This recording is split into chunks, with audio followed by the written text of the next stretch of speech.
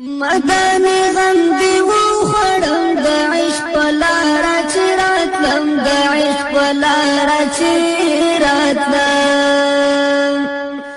درپسې ډېر وځورېدم د عشق په لاره چې راتلم د عشق په لاره چې راتلم. بسم الله الرحمن الرحيم. الحمد لله رب العالمين حمد الشاكرين،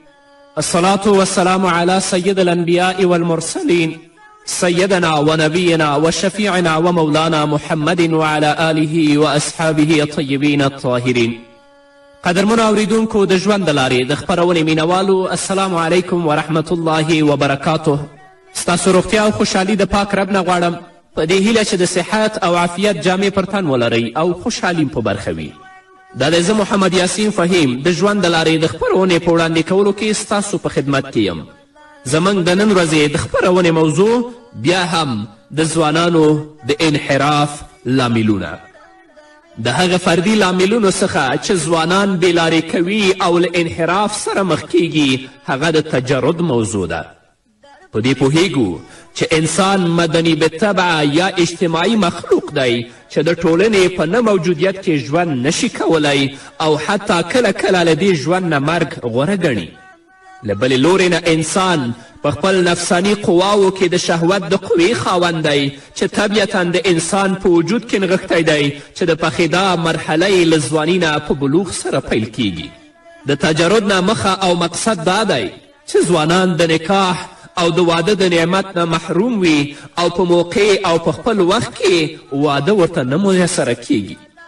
او که میسره شي په کلونو کلونو زنډیږي او دوی خوار او زار هرې لورې ته منډې وهي چې ځینې اوقات په دې لاره کې ستړي شي او په مایوسي سره حتی د دوی په مرګ باندې تمام شي. الله رب العزت په دې موخه چې انسان د ځواني پړاو پیل سره سم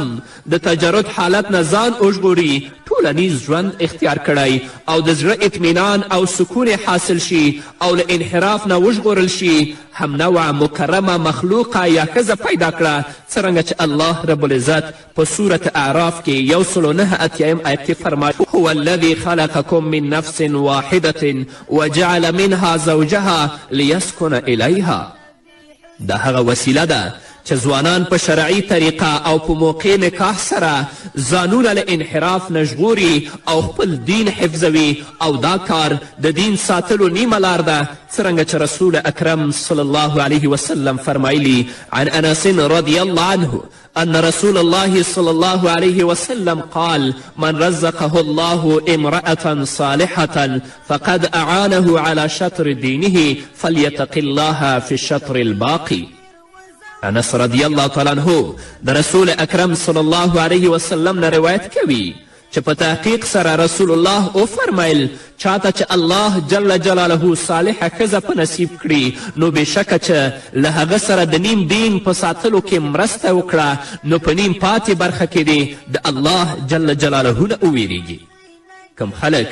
چې د زښته طبعي غریزې خاوند وي او د نکاح توانمندي ورسره وي نو الله رب العزت هغه ته تر 4 ښځو د نکاح اجازه ورکړې او لوی حکمت یې دا دی چې انحراف او بېلاریتوب ته لاس پورې نه کړي څرنګه چې الله رب العزت په سورة نساء کې 3 آیت کې فرمایي: فانکحوا ما طاب لکم من النساء مثنى وثلاث ورباع.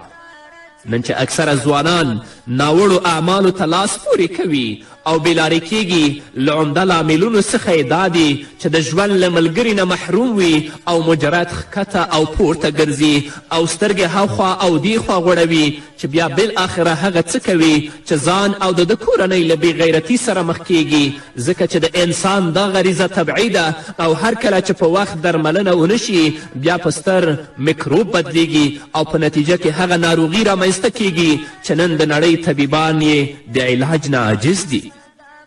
د اسلام مقدس دین شرعي احکام څومره له حکمتونو نه ډک دي چې انسان ته په موقع د ناروغیو د مخنیوي لپاره د حیا او عفت درمل ورکوي او کورنیو ته د درملنې ماموریت ورسپاري څرنګه چې الله رب العزت فرمایلی په سورة نور کې 22 آیت کې: وانکحوا الایام منکم. په دې اساس د ځوانانو د درملنې او انحراف څخه د درملنې ښه ذریعه شرعي نکاح ده چې په وخت سره صورت عمومي او که متوجه شو نن غربي نړۍ د دې هڅه کوي چې د ځوانانو انحراف ساحه لا پراخه کړي، حتی تر دې چې ځوانان او پیغلې خپلو کورنیو مشورې او خوښې نه پرته له کور نه، له پوهنتون نه او له ښار نه یو بل سره تښتي او په بېحیایي سره ژوند پیل کوي. د ځوانانو د تجرد لپاره چې انحراف ته راوکاږل شي، دا هم یو لوی خنډ دی چې اوچت مهرونه، د ولیمې پرمختللې عصري ډوډۍ چې د ټولنې اکثره ځوانان او د هغو کورنۍ د دې توان ورسره نه وي چې نکاح وکړي، همدا وي چې مجرد ګرځي راګرځي او له دې چې شهوت پرې غالبیږي په فحشا لاس پورې کوي او هسې یو بد اخلاقه او زناکار ترې جوړیږي، چې بیا د توانمندي په صورت کې هم کله کله شرعي نکاح ته مخه نه کوي او همدا عمل ته دوام ورکوي. حال دا چې رسول الله صلی الله علیه وسلم غوره مهر لږ مهر ګڼلی او حکمت دا دی چې هر ځوان نکاح ته آماده شي او له بېلاریو او اخلاقي فسادونو نه بچ شي، څرنګه چې رسول اکرم صلی الله علیه وسلم فرمایي عن عقبة بن عامر رضی الله عنه قال قال رسول الله صلى الله عليه وسلم خير الصداق أيسره رواه أبو داود. عقبة بن عامر رضی الله تعالی عنه د رسول اکرم صلی الله علیه وسلم نه روایت کوي چې رسول الله وفرمیل تر ټولو غوره مهر لږ او آسانه مهر دی.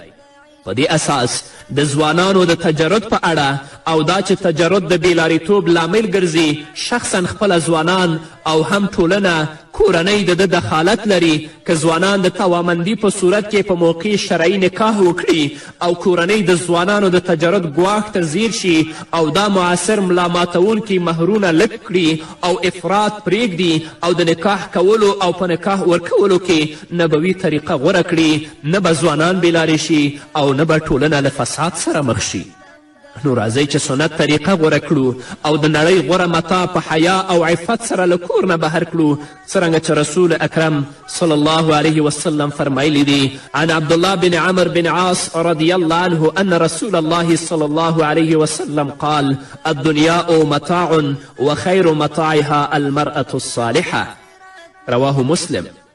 حضرت عبدالله بن عمر بن عاص رضی الله تعالی عنه د رسول اکرم صلی الله علیه وسلم نه روایت کوي چې رسول الله وفرمیل دنیا متاع ده او د دنیا غوره متاع صالحه ښځه ده. دویم لامل خواهشات. انسانی نفس تل انسان د خواهشاتو بشپړولو ته هڅوي او انسان ته داسې فکر ورکوي چې د ژوند په ټولو چارو کې له هر اړخ نه تر ټولو بره وي او داسې خوراک څکاک او پوښاک وکړي چې نورو خلکو سره سیال او یا حد اقل کم را نشي. معنا دا چې انسان په هغه توګه ژوند وکړي او د ژوند اسباب برابر کړي چې نور خلک یې خوښوي او نورو سره په سیالیو کې پاتې نه راځي. په دې اساس خپل ټول اوقات د مادیاتو په پیدا کولو کې لګوي او که سمه زمینه برابره نشي د ناسمو لارو استفاده کوي او وخت نه پیدا کوي چې حتی د الله رب العزت عبادتي فرائض ادا کړي. په دې توګه هر ډول انحراف ته لاس پورې کوي، داسې حال کې چې دنیا او د دنیا متاع غولونکي دي، بقا نه لري، څرنګه چې الله رب العزت په صورت آل عمران کې 115 آیت کې فرمایي وما الحیات الدنیا الا متاع الغرور. ځوانان تر ټولو زیات خواهشات لري او په هغه څه چې لاس کې ولري قناعت پرې نه کوي. د سیالیو برابرولو او مزو چټو لپاره دینی چارو او تکلیفونو ته شا کوي او هر ډول انحرافي عمل ته چمتو وي، سره له دې چې اسلام مسلمانان کار ته هڅوي او مسلمانان بیا په ځانګړې توګه ځوانان باید هڅه وکړي. اما خبره هغه ځای ته ونه رسیږي چې د مادیاتو په وړاندې منحرف شي او هغه نه مرتد جوړ شي. ځوانان باید د الله رب العزت شکر ادا کړي او په لږه روزي چې وررسیږي او حلاله وي قناعت دې وکړي او د دنیا حریص نه وي، څرنګه چې صحابه و ژوند درلود او له تکلیف نه پرته شپې او ورځې سبا کولې. انسان هیڅکله ناشکره نشي او دا فکر ولري چې له خاورو پیدا یم خاورو ته ځم او له خاورې نه راپاڅم، نور ولې به د دنیا مال او متا پسې پښې لوڅې کړم. څرنګه چې الله رب العزت په دې اړه او د انسان ناشکري په اړوند په صورت حج کې 66 آیت کې فرمایي وهو الذي احیاکم ثم یمیتکم ثم یحییکم ان الانسان لکفور. په معاصر وخت کې چې ځوانان دیموکراسي غوښتونکي ځوانان وویني چې ډول ډول غربي مود سره سمبال وي، نو د شیطان په وسوسه په ځان کې کمبودتیا حس کوي دا چې څرنګه په هغې مواد برابر شي او د هغو له قطاره په شا نشي، وسیله لټوي او دا چې لاس یې تش وي بیا ناروا کار ته زړه ښه کوي، غلا، قمار او داسې نورې چارې پر مخ بیایي. دا رښتیا خبره ده چې د دنیا ظاهري او موقتي اسباب دنیا پرستانو او دنیا غوښتونکو ته ښایسته ښکاري، فرق نه کوي چې له هر ډول انحراف او بېلاریتوب سره مخ شي، څرنګه چې الله رب العزت په صورت آل عمران کې 14 آیت کې فرمایي زوین للناس حب الشهوات. نو ځوانان باید کوشش وکړي چې هغه کارونه د دوی د انحراف او د دوی د بېلاریتوب لامل ګرځي هغه شاته پرېږدي. هغوی باید د اسلام په مقدس دین کې د خپل کامیابی او د خپل د عزت او د خپل د سرلوړي لارې ولټوي. ځوانان دې د الله کلام پرانیزي، ځوانان دې د رسول اکرم صلی الله علیه وسلم احادیث پرانیزي، مطالعه دې کړي ودې ګوري چې د الله کلام ځوانانو ته څه پیغام لري، د رسول اکرم صلی الله علیه وسلم ویناوې او احادیث ځوانانو ته څه پیغام لري. ځوانان دې راشي د صحابه و کرامو سیرت دې مطالعه کړي، په ځانګړې توګه د ځوانانو صحابه و کرامو سیرت دې مطالعه کړي چې هغوی د خپل ژوند خپله ځواني څنګه تیره کړې ده. نن دې د خپله ځواني وګوري چې څومره د الله د دین پابند دي، څومره د رسول اکرم صلی الله علیه وسلم د سنتو پابند دي، څومره د جمع او د مانځه پابند دي او څومره زموږ ځوانانو د شیطان منلې ده. نه قدرمنو ځوانانو، زما ورونو، راشئ د دنیا مادیات پرېږدئ، د غرب په دسیسو باندې او همدارنګه د اسلام او د انسانیت د دښمنانو په فاسدو حیلو باندې کله هم مه غولېږئ. د الله کلام ته رجوع وکړئ، د رسول اکرم صلی الله علیه وسلم دین ته رجوع وکړئ، د صحابه و کرامو مبارک سیرتونه مطالعه کړئ، د هغو نه په خپل ژوند کې استفاده وکړئ چې الله رب العزت تاسو ته عزت د دنیا او عزت د آخرت در په برخه کړي. نور به واورو قدرمنو اوریدونکو خو د یوې دمې نه وروسته. مدني غم دې وخوړم د عشق په لاره چې راتلم، د عشق په لاره چې راتلم، در پسې ډېر وځلېدم، د عشق په لاره چې راتلم، د عشق په لاره چې راتلم، مدني غم دې قدرمنو اوریدونکو بیا هم زموږ سلامونه او نیکې هیلې ومنئ. بیکاري د ځوانانو د انحراف فردي لاملونو څخه یو هم بیکاري ده. بیکاري دوه اړخونه لري،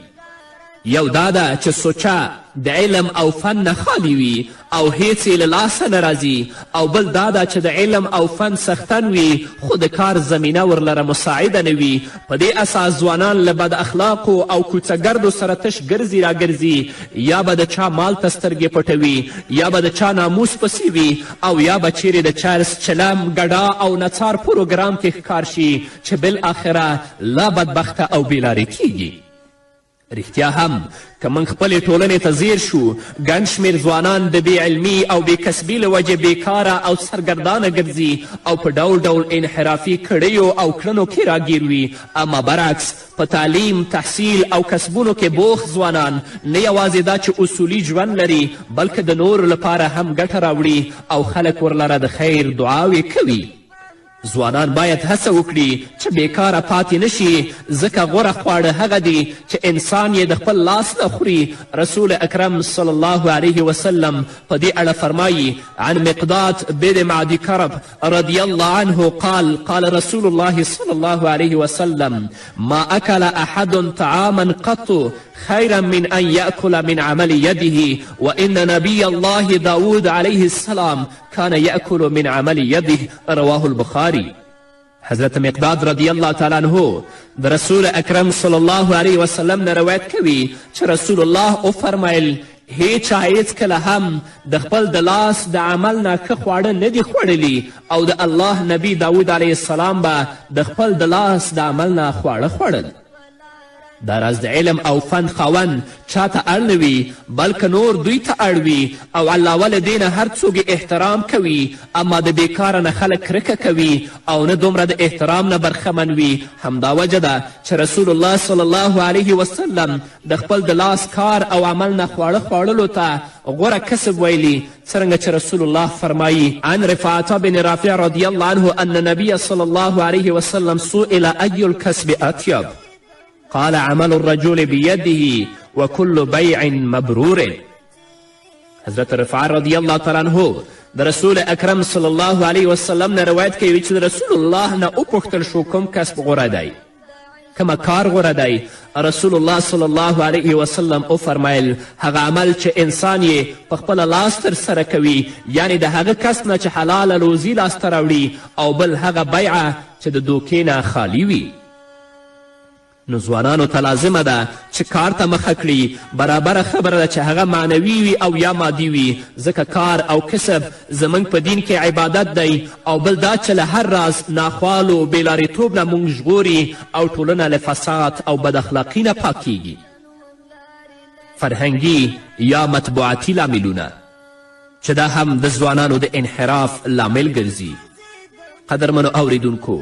اگر که معاصر وخت کې مطبوعات د یو ملت یا دولت څلورمه قوه او معنوي ژبه بلل کیږي، یعنی څرنګه چې انسانان د حقیقي او فیزیکي ژبې په وسیله د ژوند اړوند اجتماعي چارې یو بل ته پوهوي او پوهول کیږي. دا راز مطبوعات چې نن د اطلاعاتو او کلتورو وزارتونو تر پوښښ لاندې دي، په معنوي لحاظ د یو ملت د افهام او تفهیم لپاره ژبه ده، او دا راز د ټولنې معنوي سترګې هم بللی شو. مطبوعات د ژوندانه ستونزو هوارولو لپاره آسانه او بې تکلفه وسیله ده، اما که د معاصر وخت مطبوعاتو ته ښه ځیر شو، په حقیقت کې د ملت معنوي ژبه او سترګې نه بلکې هغه معنوي زهر دی چې عام ولسونه او په خاص ډول ځوانان وژني او د انحراف او بېلارېتوب کندې ته یې سپاري.